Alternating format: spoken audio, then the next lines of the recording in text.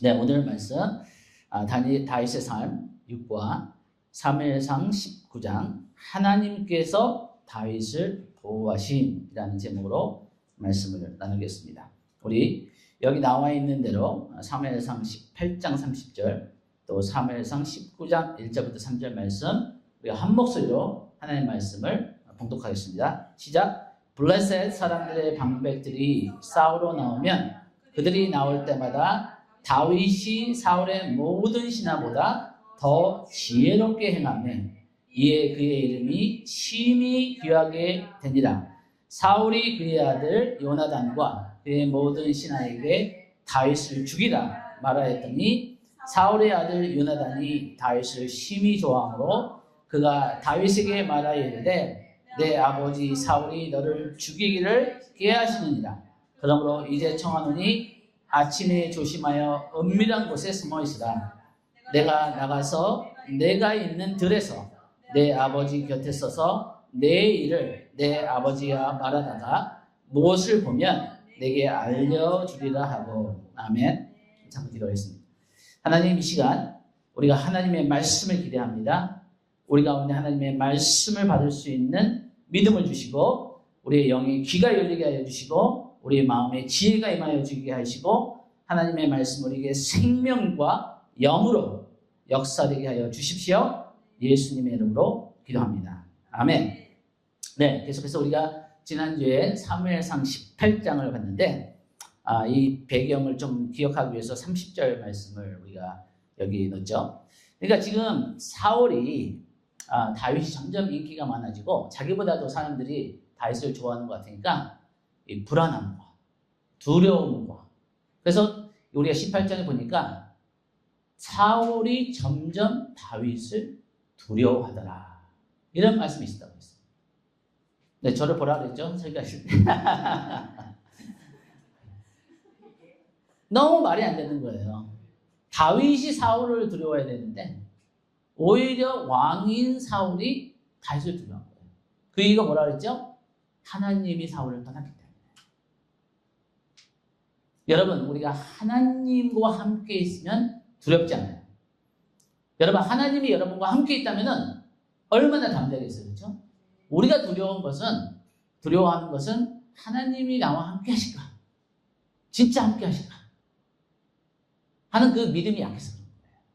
근데 하나님은 우리가 예수님을 믿을 때 내가 너와 세상 끝날까지 너를 버리지 않냐고 끝까지 내가 너와 함께 하겠다고 약속하세요. 믿으십니까? 주님이 우리와 함께 하세요. 그래서 우리가 보기에는 약하게 보일지 모르고 다윗도 가진 게 아무것도 없었어요. 집안 배경도 없었고 사울에 비하면 너무나 약한 존재였던 거예요. 너무나 자그마한 존재였지만 하나님이 그와 함께 하니까 도와주는 사람들이 나옵니다. 도와주는 사람. 하나님께서 역사하신 거죠. 그래서 지금 보니까 너무 무서운 말이 나와요. 여러분 본문 말씀을 보세요. 보니까 사울이 그의 아들 요나단과 그의 모든 신하에게 다윗을 뭐라고요? 죽이라. 이거는 미국 대통령보다도 더 절대적인 권력을 가진 왕이 죽이기로 작정한 거예요. FBI에다가 CIA에다가 막 모든 경찰들이 다윗을 죽이려고. 왜냐하면 상급을 받을 거 아니에요. 이 왕의 명령을. 그러면 얼마나 지금 현상금이나 물론 이 비밀스럽게 지금 하지만 지금 이 다윗의 마음이 어땠을까? 만약 여러분 청와대에서 여러분을 죽이기로 작정을 했어. 명령이 떨어졌어. 그럼 여러분 얼마나 두렵겠어요, 그렇죠? 그 사울의 군대와 그 모든 병사들과 그 수많은 사람들에 비하면은 다윗은 갈 곳이 없는 거예요. 자기 다로 도와줄 사람이 없는 것 같은 거예요. 근데 우리가 오늘 말씀을 보지만 하나님께서 다윗을 보호해 주신 거예요. 여러분, 세상이 다 우리를 버릴지라도 하나님이 우리를 버리지 아니하신다면은 우리는 안전한 거예요. 그래서 다윗이 하나님의 보호하심을 체험합니다. 왜 이것이 중요하냐면은 나중에 다윗이 이스라엘을 이끌고 블레셋과 다른 나라와 전쟁을 하며 이스라엘 왕이 되었을 때 이 하나님을 믿는, 하나님을 절대적으로 신뢰하는 이런 체험이 있는 다윗이기 때문에 그때 자기의 힘이나 어떤 군대의 힘을 의지하는 것이 아니라 하나님을 의지하며. 왜냐하면 이스라엘 나라는 그냥 보통 나라가 아니라 하나님의 나라거든요. 그러니까 하나님을 경외하고 하나님을 신뢰하고 하나님께 순종하는 그 사람을 하나님께서 지도자로 세우시길 원하신 거예요.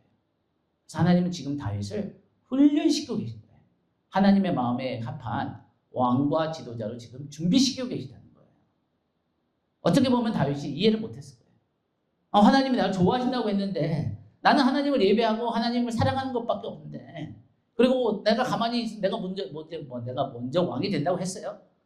사무엘을 보내셔가지고 갑자기 어느 날 우리 집을 찾아와서 나에게 기름을 부으시고 내가 너를 나의 왕으로 삼겠다 이러시고, 나가가지고 그 하나님의 이름 때문에, 여호와의 이름 때문에 그 여호와의 이름을 모독하는 그 골리앗에 대해서 분노해서 나가서 하나님을 위해서 골리앗을 물리친 것밖에 없는데, 내가 언제 그 왕의 사위가 된다고 했어요? 내가 영웅이 된다고 했어요? 난 그런 거 원하지 않고 그런 거 구하지 않았는데, 왜 갑자기 하나님 나를 이 궁정원에 데리고 와가지고 사울을 화가 나게 해가지고 내가 이렇게 위험하고 내가 이렇게 두려운 상황에 있게 하십니까? 하나님 나를 왕으로 부르시다고 했는데 이게 그 겁니까? 왕이 되기는 지금은 완전히 이제 도망가야 되는 신세, 쫓기는 신세가 된 그 혼돈. 여러분, 이 시간이 우리는 짧게 사무엘상 18장, 19장 이렇게 나오니까 굉장히 짧은 시간에 일어난 것 같지만 한 2년에서 한 5년이라는 시간에 이런 일들이 일어나는 거예요. 짧은 시간이 아니에요. 무슨 얘기냐면은 다윗에게 수십 번, 수백 번의 고뇌가 있었다는 거예요. 하나님 맞습니까? 하나님 나를 왕으로 부르신 게 맞습니까? 하나님이 나와 함께하는 게 진짜 맞습니까? 무슨 얘기냐면은 우리의 믿음은 그냥 하루아침에 성숙되는 게 아닌 거예요. 이런 수십 번, 수백 번, 수천 번의 하나님과의 어떤 씨름, 고뇌 막 이러면서 그 과정을 통해서 우리의 믿음의 근육이 강건해지는 거예요. 우리가 운동을 해야지만 이 근력이 느는 것처럼 우리의 믿음도 시험을 받고 흔들려보고 의심해보고 질문해보고 넘어질 때 다시 일어나보고 그러면서 하나님을 더 알아가고 하나님이 나의 삶에 역사하는 것을 보고 그러면서 우리의 믿음이 자란다는 거예요. 그래서 지금 하나님은 이 다윗을 골탕 먹이는 게 아니라 다윗을 하나님이 절대적으로 사용할 수 있는 하나님의 사람으로 준비시키는 그 과정 가운데 있었다는 거예요. 그리고 이 사울의 죄와 이 사울의 시기와 질투와 미움을 또 사용하신 거라는 것입니다. 여기 보니까 다윗이 이런 어려운 가운데 있는데 이 19장을 보니까 다윗이 생명의 위협을 받았던 것이 19장에만 4번 나와요. 그러니까 얼마나 시간이 지났는지 몰라요. 1년이 지났는지 2년이 지났는지 이 19장 안에 얼마 시간이 걸렸는지 모르지만 4번이나 사울이 다윗을 죽이려고 하는 거예요. 그런데 하나님은 한 번도 빠짐없이 다윗을 지켜주십니다. 다윗이 이 하나님께서 위기 가운데 자기와 함께 하시고 도와주신 것을 경험하면서 하나님을 알아가는 거예요. 그리고 하나님을 신뢰하는 거예요. 그래서 나중에 막 아들이 자기를 반역하고 막 그 자기의 다른 부하들이 자기를 배신하고 막 그 전쟁이 다가오고 막 그럴 때도 다윗이 흔들리지 않고 하나님을 신뢰할 수 있는 하나님의 사람이 되었다는 것입니다. 그래서 우리가 우리의 삶에는 이런 시험들이 있어요. 우리가 예수를 믿었기 때문에 모든 게 다 편하고 모든 게 다 잘 되고 아무 문제가 없다. 성경에서는 절대 그렇게 말씀하지 않습니다. 성경에서는 우리가 예수님을 믿고 그 하나님의 계획을 따라서 우리가 예수님의 모습처럼 성숙해가는 자라기를 원하신 거예요. 우리의 하나님을 더 신뢰하고 믿고 하나님을 더 알아가는 그 자람이 우리에게 있어야 되는 거예요. 그래서 여러분, 여러분의 삶에 여러분이 어디에 있든지 우리가 금년 2025년에 어떤 일이 일어나도 하나님의 은혜를, 하나님을 믿는 믿음이 자라는 2025년 한 해가 되길 축복합니다. 그런 때 우리가 하나님 뜻 안에 있는 것입니다. 그래서 우리가 이 말씀을 보니까 다윗을 죽이려고 하는데 이 다윗을 죽이려 하는 사울의 시도가 하나님께서 요나단을 통해서 다윗을 보호해 주시고 또 사울의 딸인 미갈을 통해서 다윗을 보호해 주시고 또 사무엘 선지자를 통해서 다윗을 보호해 주시고 또 다윗 자신이 또 하나님의 인도함을 받아서 피하면서 이 네 번의 그 위기를 넘어가는 것을 볼 수 있습니다. 근데 여기서 중요한 건 뭐냐면은 사무엘 19장의 핵심 메시지가 뭐냐면은 이런 그 사울의 공격에도 이런 위협에도 다윗이 자기의 힘으로 이 사울의 왕권을 빼앗으려 하지 않았다는 거예요. 여러분이 만약에 다윗의 입장이었다면 어땠을 것 같아요? 너무 억울한 거죠.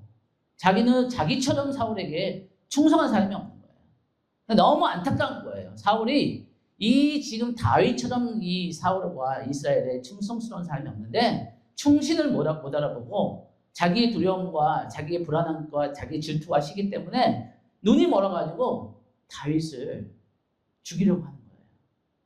그 자기에게 가장 힘이 되고 자기에게 가장 도움이 될 수 있는 이런 귀한 인재인 이 다윗을 자기가 자기 손으로 밀어내는 거예요. 근데 이런 상황 가운데 이런 억울한 상황 가운데 다윗이 자기의 힘으로 이 사울의 왕권을 빼앗지 않았다.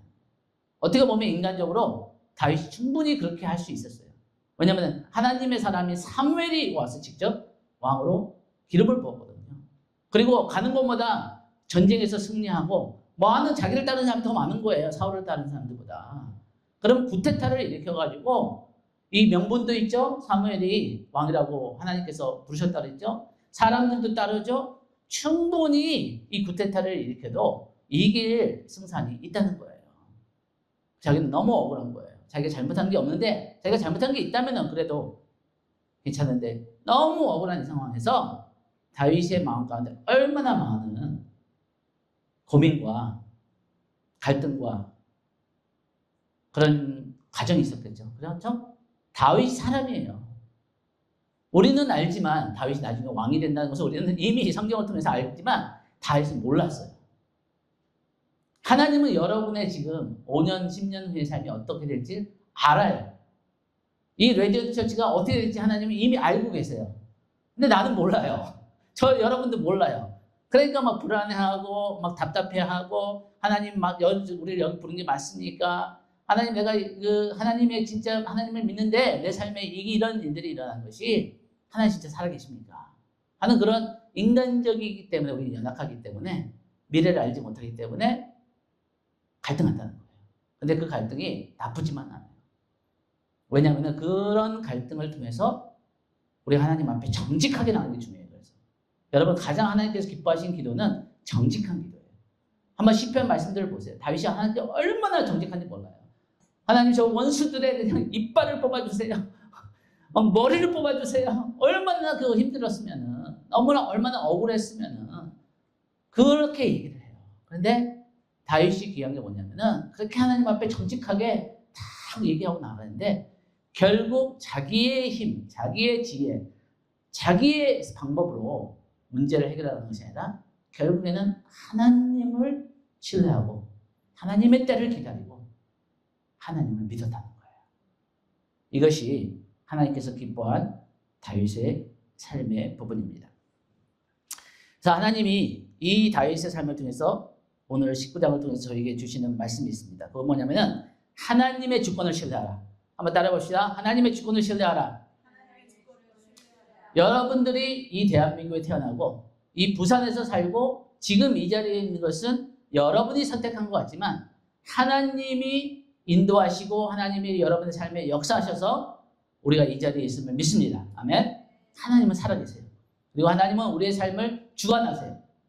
사람이 그 마음에 결정할지라도 그 발걸음을 인도하시는 이는 여호와시니라. 우리는 하나님을 믿습니다. 그래서 다윗이 하나님의 주권을 믿었기 때문에 자기의 힘으로 이 왕권을 취하러 가지 않는 거예요. 만약에 하나님께서 나를 왕으로 부르시고 하나님이 그렇다면은 하나님의 때에 하나님의 방법으로 나를 왕으로 세우실 것이다. 그걸 하나님께서 지금 시험하고 있는 거예요. 넌 나를 믿냐? 너는 내 주권을 믿냐? 나를 신뢰하냐? 그래서 믿음과 인내와 순종 가운데 기다릴 수 있냐? 이런 말씀하시는 거죠. 두 번째는 뭐냐면은 이 가운데 이런 억울하고 이런 진짜 답답한 이런 과정을 가운데서도 다윗이 순종과 겸손함을 배우기를 원하셨다는 거예요. 우리가 지난주에도 얘기했지만 다윗의 삶을 보면은 계속해서 몇 번 반복되는 그런 표현이 있죠. 다윗이 지혜롭게 행하였더라. 여러분, 다윗이 지혜롭게 행한 건 뭐냐면은 하나님 앞과 사람들 앞에서 겸손하게 행동한 것이고 올바르게 행동한 거예요. 그러니까 우리가 어떤 일이 있더라도 어떤 억울한 일을 당할지라도 어떤 유혹이 올지라도 하나님과 사람 앞에 겸손하고 정직하고 옳은 길을 선택하는 여러분이 되기를 축복합니다. 그러면 하나님 여러분과 함께 하실 거예요. 그렇다면 우리는 어떤 것도 두려워할 필요가 없는 것입니다. 이 믿음의 눈으로 우리의 삶을 바라는 것이 이게 싸움이에요. 이것이 영적 싸움이에요. 여러분, 우리의 영적 싸움의 가장 큰 싸움은 우리가 우리의 상황과 우리의 삶을 하나님이 원하시는 믿음의 눈으로, 하나님의 눈으로 바라볼 수 있냐 아니냐예요. 우리는 인간이기 때문에 우리 눈에 실제로는 이 사람이나 어떤 나의 상황이나 어떤 물질이나 이런 것밖에 이런 게 더 쉽게 보여요. 그런데 우리가 진짜 하나님을 믿는 사람들이라면은 그것을 초월하는 영적인 세계에서 하나님께서 지금 나에게 어떤 믿음을 요구하시는지 그 믿음의 눈으로 나의 삶을 해석할 수 있는, 나의 삶을 바라볼 수 있는 그런 믿음이 여러분에게를 축복합니다. 이것이 다윗의 삶에 다윗이 하나님께서 원하시는 지도자로 준비되는데 중요한 과정이었어요. 네, 그래서 이 페니 크로스비가 아까 제가 8살 얘기했는데 6주네요, 보니까. 그러니까 태어나자마자 얼마 안 돼서 실명하게 된 거예요. 근데 이 페니 크로스비 자서전을 보면은 이런 얘기가 나와요. 이분이 나중에 나이가 들어서 한 80 됐을 때 그 어떤 기자가 찾아와서 인터뷰를 해요.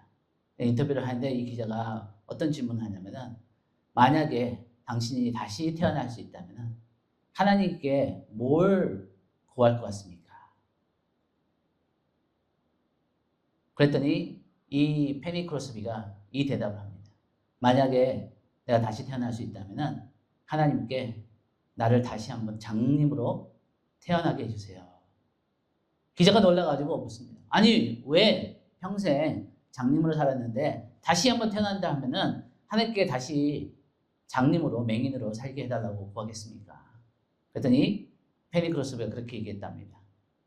왜냐하면은 내가 사랑하는 그 주님을 내가 내 눈으로 처음 보는 분이 주님이기를 원하기 때문입니다. 여러분, 이 페니 크로스비는 하나님의 주권을 믿은 사람이에요. 하나님의 섭리를 믿은 사람이에요.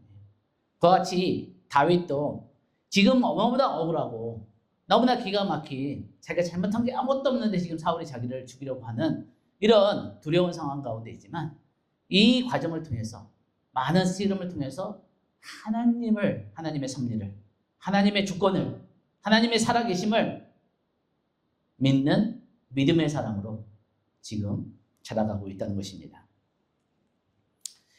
그래서 이 하나님은 지금 이 과정을 통해서 다윗에게 참된 지도자는 권력을 자기의 이익이 아니라 하나님의 영광과 백성을 위해 사용해야 함을 간접적으로 가르치신 거예요. 그럼 다윗이 그 사울의 모습을 보면서 많은 걸 배웠을 거 아니에요. 그렇죠? 두렵기도 하지만 많은 것을 배웠을 거예요. 많은 것을 깨달았을 거예요.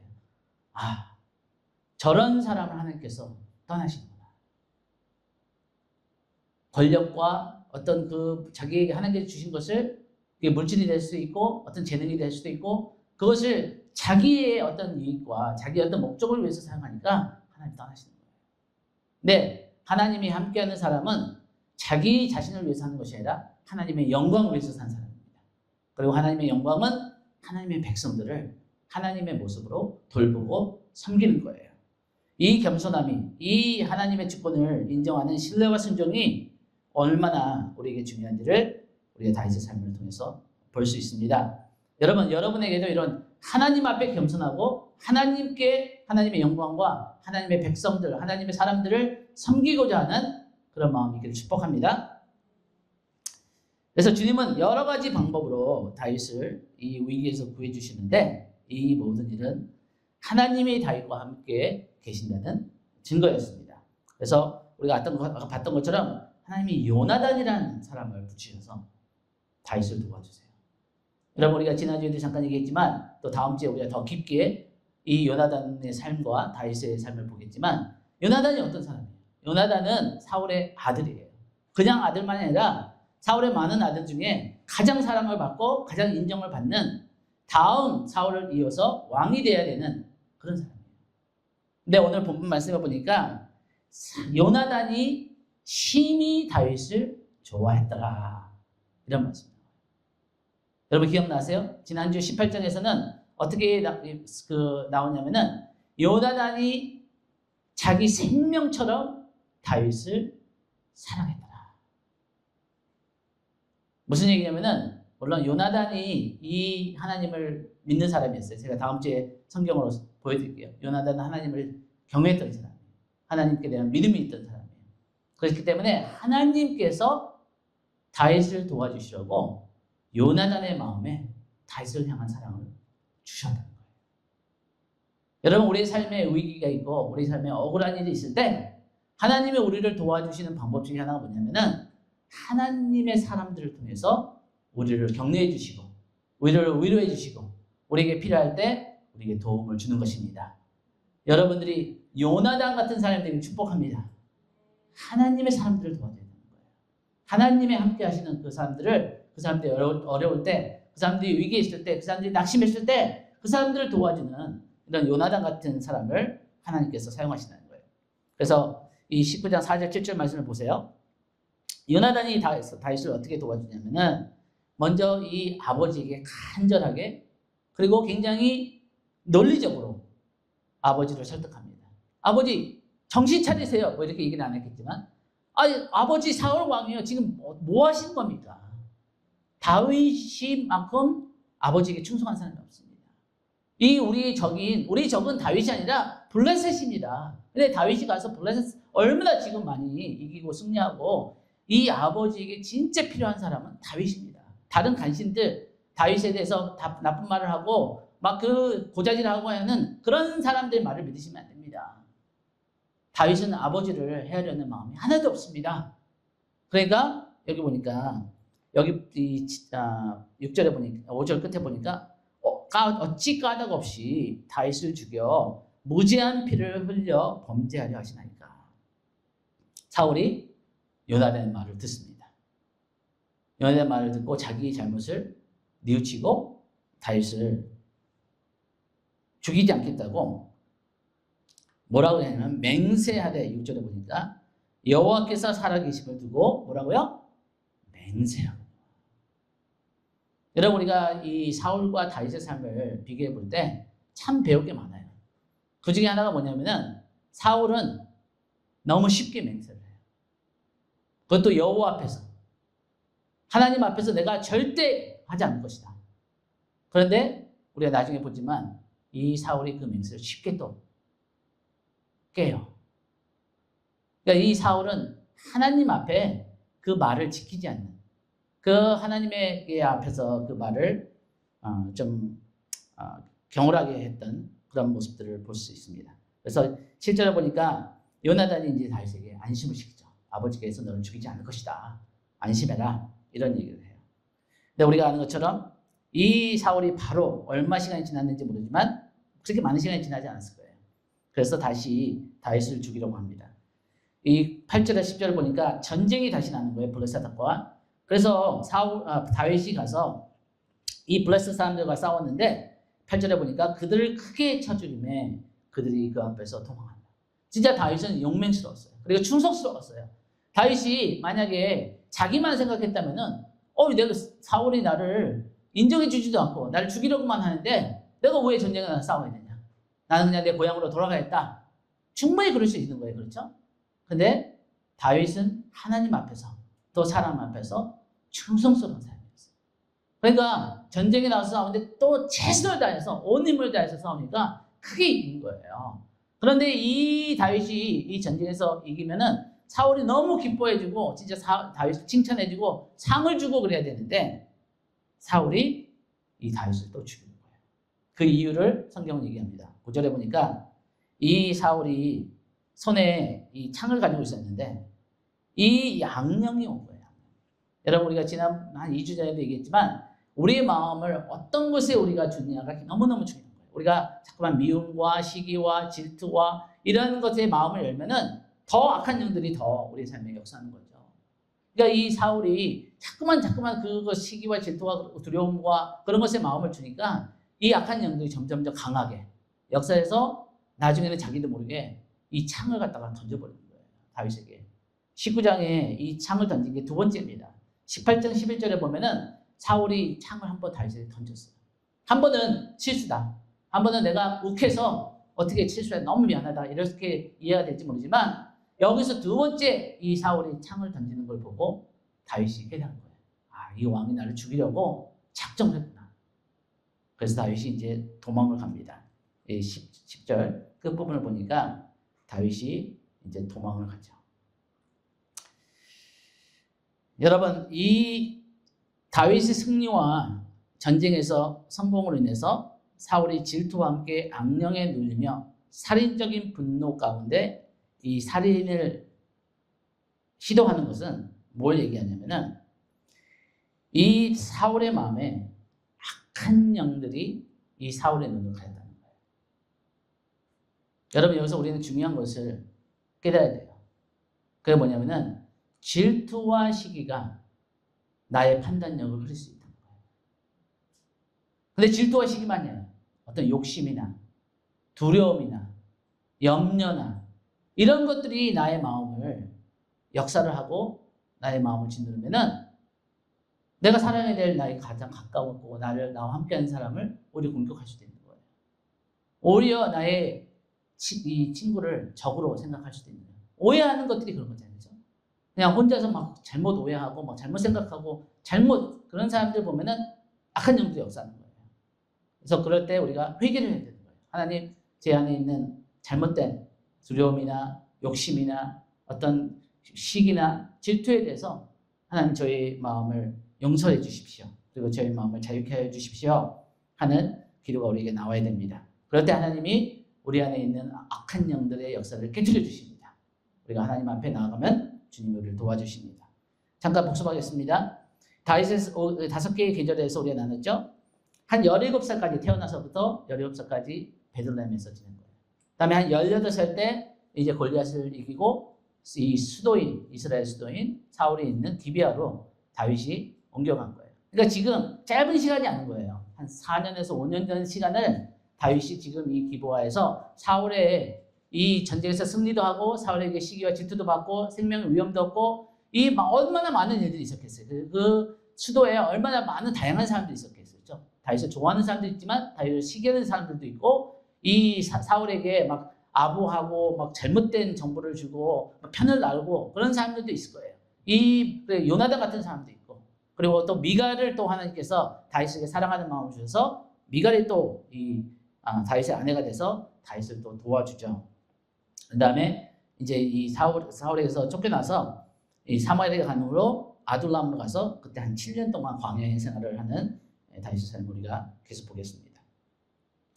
이와 같이 이 전쟁이 시간이 걸린 거죠. 그러니까 이 전쟁이 있다가 또 평화의 시간이 있다가 또 전쟁이 있고 이 많은 시간 가운데 사울과 다윗의 삶에 이런 많은 일들이 있었다는 거예요. 여러분 이 사울이 그 다윗이 도망가서 자기 집인 그 미갈이 있는 자기 집으로 갔는데 사울이 진짜 죽이려고 마음을 굳게 먹었어요.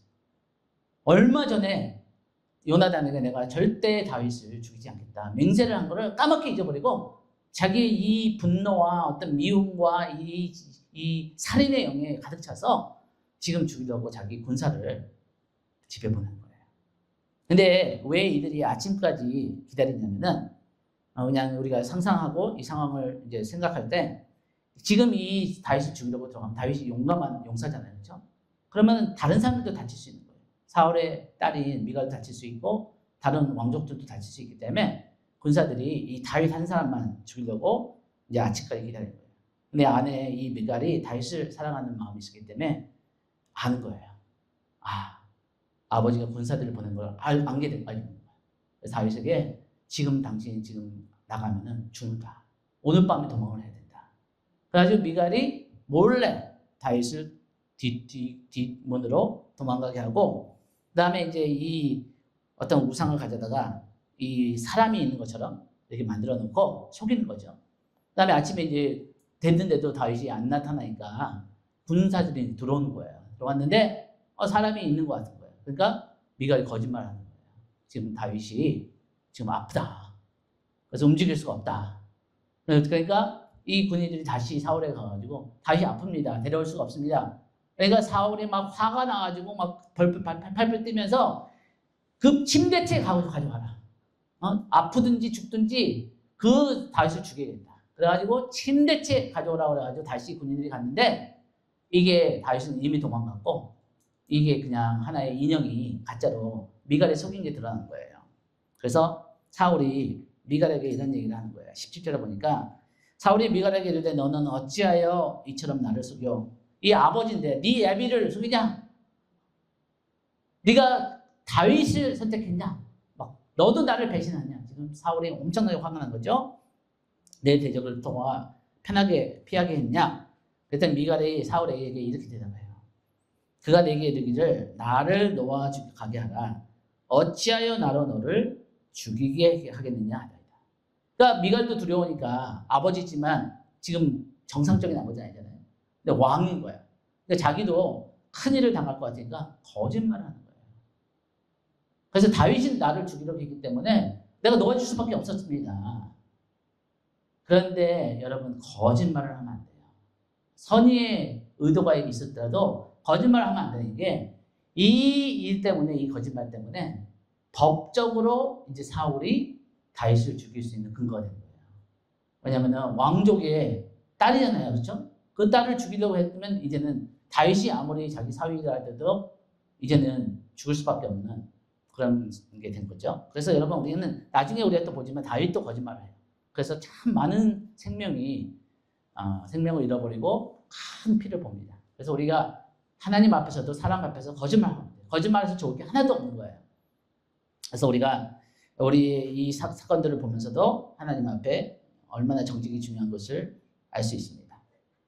여러분, 이 사울이 자기의 그 질투와 시기 때문에 눈이 멀어가지고 그 진짜 소중하고 너무나 귀한 자기의 충성스러운 그 다윗을 잃어버린 그것을, 여러분, 이 염소와 당나귀라는 이솝 부활을 들어보신 적 있어요?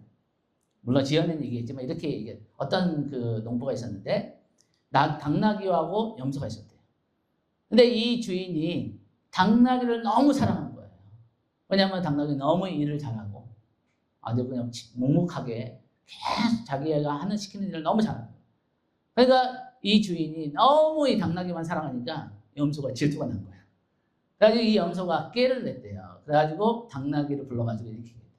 야, 너가 그렇게 일만 열심히 하니까 주인이 너만 부려먹지 않냐. 너 그러다가 병난다. 그러지 말고 다음에 이 주인이 너한테 일 시킬 때 좀 이렇게 아픈 척을 해라. 그래가지고 그러면 주인이 너에게 많은 일을 더 안 시킬 거다. 이랬대요. 그래서 당나귀가 다음에 주인이 짐을 싣고 가다가 이 강을 건너다가 막 이렇게 넘어지고 막 힘이 없는 척하고 막 그랬대요. 그랬더니 이 주인이 걱정이 돼가지고 이 당나귀를 이제 수의사한테 데려갔대요. 그랬더니 수의사가 이 당나귀가 지금 힘이 부족한 것 같다고. 그런데 염소 고기를 먹으면은 힘이 날 것 같다고.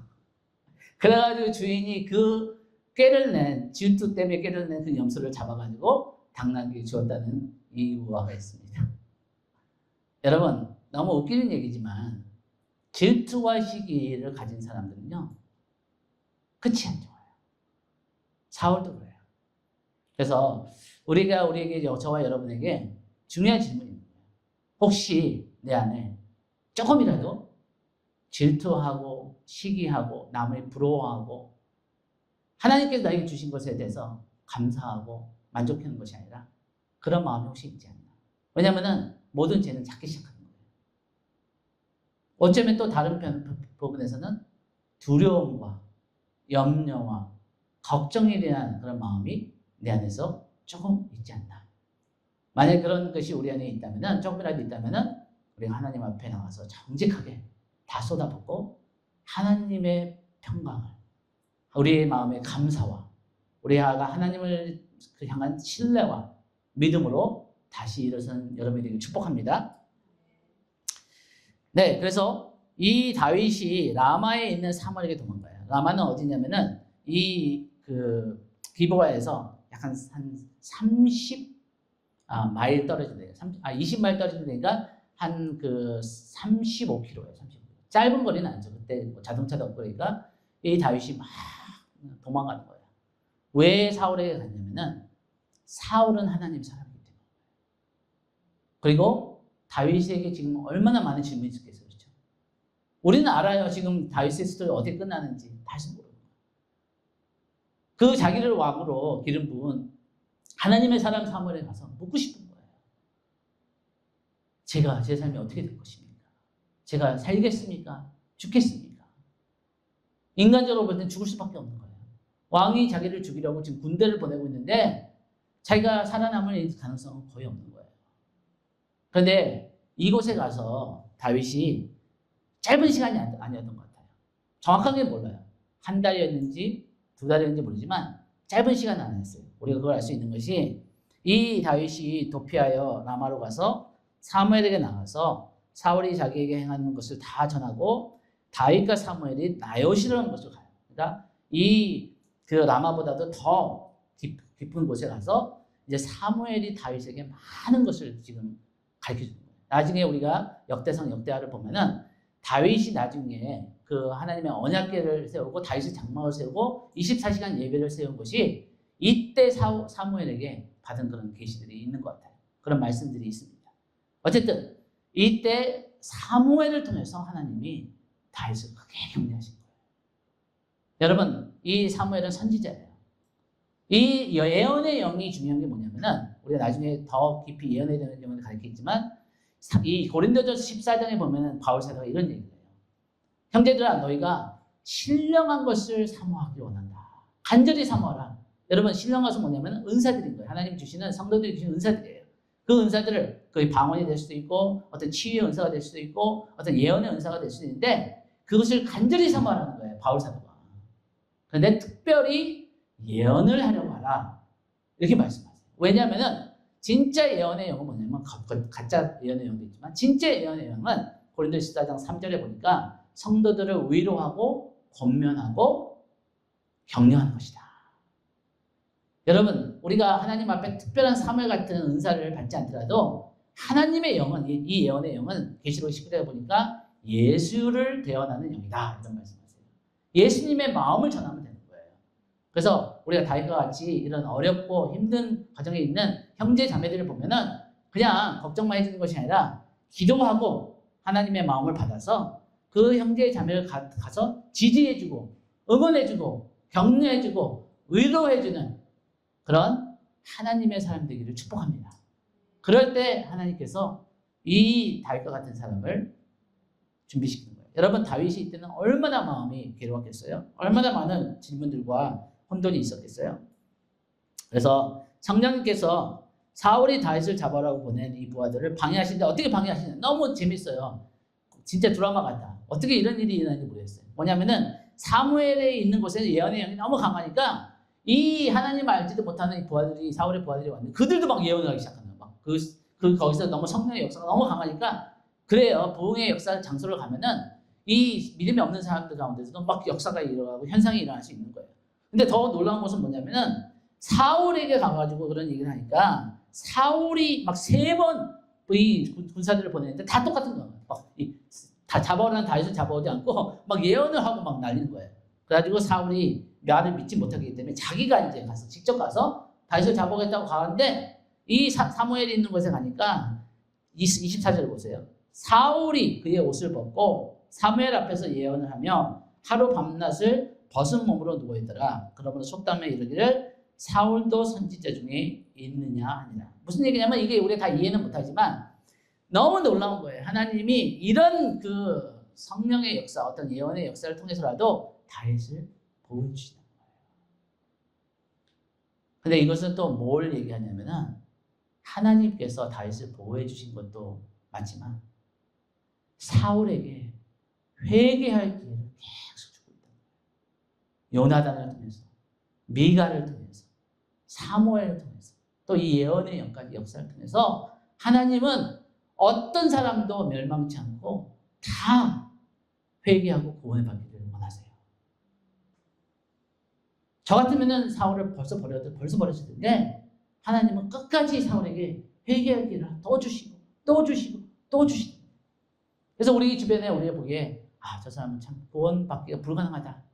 저 사람은 딴 사람은 모르겠지만 저 사람은 하나님이 구원을 안 하실 거다.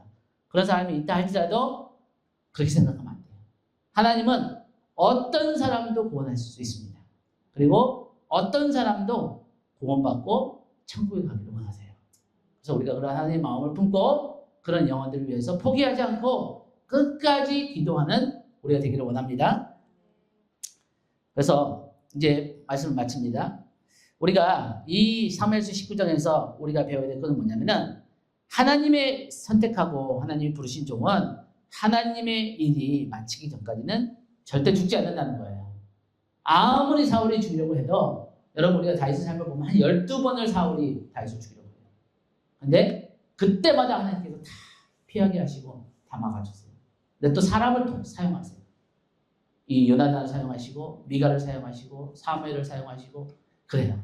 여러분, 여러분들을 향한 하나님의 뜻이 이루어지기까지 우리가 하나님의 뜻 가운데 있다면 우리 절대 죽지 않습니다. 하나님께서 우리가 하나님의 뜻을 이룰 수 있는 모든 필요한 재정과 지혜와 힘을 주실 것입니다. 그런 믿음으로 우리가 다윗처럼 나가야 될 것입니다. 그래서 다윗이 이 가운데 이 사무엘서 19장의 이 상황 가운데 하나님께 기도한 내용이 시편 59편에 적혀 있어요. 한번 보세요. 여러분 시편 59편 보니까 다윗이 이때 어떤 마음이었을까 너무나 잘 나와 있습니다. 얼마나 억울했겠어요? 얼마나 기가 막혔겠어요? 얼마나 두려웠겠어요? 얼마나 다윗에게 많은 질문들이 있었겠어요? 여기 보니까 하나님이여 나의 원수에서 나를 건지시고 일어나치는 나의 자들에게서 나를 높이 드소서. 3절 그들이 나의 생명을 해하려고 엎드려 기다리고 강한 자들이 모여 나를 치려 하오니 여호와여 이는 나의 잘못으로 말미암이 아니요 나의 죄로 말미암도 아니로소이다. 내가 아무리 없으나 그들이 달려와서 스스로 준비하오니 주여 나를 도우시기 위하여 깨어 살펴주시옵소서. 하나님은 잠 죽으신 분이 아닌데 죽으신 것 같은 거예요. 지금 다윗이 보기에는. 물론 하나님이 지금 요나단을 통해서 도와주시고 미가를 통해서 도와주시고 사무엘을 통해서 도와주시지만 진짜 하나님 살아계십니까? 하나님 주무시고 계시다면 일어나세요. 하나님 내가 죽을 것 같아요. 너무 두려워요. 하나님 저를 도와주세요. 굉장히 솔직하죠. 우리가 이렇게 기도해야 돼요. 하나님 앞에. 우리의 감정을 우리의 있는 상황을 다 쏟아붓는 거예요. 그래서 그들이 입으로는 악을 통하며 그들의 입술에는 칼이 있어. 얼마나 무섭겠어요. 이르기를 누가 들으려 하나님을 절대 두려워하지 않는 거예요. 자기들이 모든 권력을 잡고 모든 것이 자기 뜻대로 될 것 같은 그런 악한 자들이 다윗을 향해서 나오고 있다는 거예요. 근데 다윗이 어떻게 또 고백을 하는지 보세요. 8절부터 보니까 여호와여 주께서 그들을 비우시시며 뭐예요? 하나님의 주권과 살아계심을 다시 한번 믿고 선포합니다. 하나님, 그들은 하나님 앞에서 아무것도 아닙니다. 하나님이 더 커 보이고 내 삶의 문제가 작아 보이잖아요? 그럼 우리 승리한 거예요. 우리의 영적 전쟁에서 승리하는 것은 우리의 문제보다 하나님이 더 크게 보이고 하나님이 더 잘 보이면 우리는 이긴 거예요. 지금 다윗에게 그런 변화가 일어나는 겁니다. 하나님이 그들을 비우시시며 모든 나라들을 조롱하시리라. 하나님은 나의 요새시며 하나님 그 하나님의 힘으로 말미암아 내가 주를 바라리이다. 여러분 우리의 믿음의 싸움에서 승리는 뭐냐면은 우리가 하나님을 바라보는 거예요. 하나님께 우리의 시선을 집중하는 거예요. 그럴 때 우리는 이기는 것입니다. 나의 하나님이 그의 인자하심으로 하나님의 사랑으로 나를 영접하시고 나를 안으시고 그래서 16절에 보니까 나는 주의 힘을 누려하며. 다윗이 두렵고 그 염려와 걱정과 억울함과 그 모든 가운데서 지금 다 이겨서 영적 승리를 해서 찬양이 나오는 거예요. 감사가 나오는 거예요. 믿음의 고백들이 나오는 거예요. 근데 이것은 그냥 나오는 것이 아니라 하나님과 수많은 대화와 수많은 그 시간과 기도를 할 때, 기도를 할 때 염려와 걱정만 하는 것이 아니라 기도를 할 때, 기도의 자리에서 하나님의 음성이 내게 들릴 때, 하나님이 나에게 은혜를 주실 때, 그때 우리가 이기는 거예요. 여러분, 우리 여기 있는 분들이 작게는 또 크게는 다 이런 영적 싸움이 있을 거예요. 내 안에, 내 내면에는 이런 싸움이 있어요. 불안과 염려와 불평과 어떤 그런 억울함과 어떤 나의 무기력함과 그런 싸움이 있을 거예요. 그런데 그것을 이기는 방법은 유튜브를 보거나 뭐 맛있는 걸 많이 찾아다니거나 뭐 다른 사람에 가서 막 다른 사람 욕을 하거나 그게 조금은 도움이 돼요. 조금은. 근데 그렇게 도움이 안 돼요. 진짜 도움이 되는 거는 하나님 앞에 나가야 돼요. 기도의 자리에 나와서 하나님 앞에 내 마음을 다 쏟아놓고, 그래서 이 하나님의 영으로 충만해져서 하나님의 평강이 내게 임할 때, 하나님의 말씀이 내게 임할 때, 하나님께서 내 속사람을 성령의 능력으로 말미암아 강건하게 하실 때, 에베소 3장 16절, 그럴 때 우리 안에 승리가 있는 것입니다. 다윗이 승리하는 거예요. 그래서 주는 나의 요새시며 나는 환난날의 피난처시니라. 나의 힘이시여 내가 주께 찬송하리니 감사하리니 하나님은 나의 요새시며 나를 긍휼히 여기시는 하나님이십니다. 네, 요약하고 마치겠습니다. 오늘 3에서 19장의 주요 내용은 사울의 질투와 그 사울에게서 피하는 다윗의 이야기가 있습니다. 그런데 여기서 우리가 우리의 삶에 적용해야 될 교훈들이 있죠. 하나님께서 끊임없이 다윗을 보호하셨어요. 저와 여러분도 하나님은 보호하십니다. 그것을 믿으십시오. 그리고 선지자 사무엘을 통해서 또 요나단과 미갈을 통해서 하나님의 뜻 안에 있는 자는 어떤 상황에서도 하나님의 보호하신다는 것을 우리는 알아야 됩니다.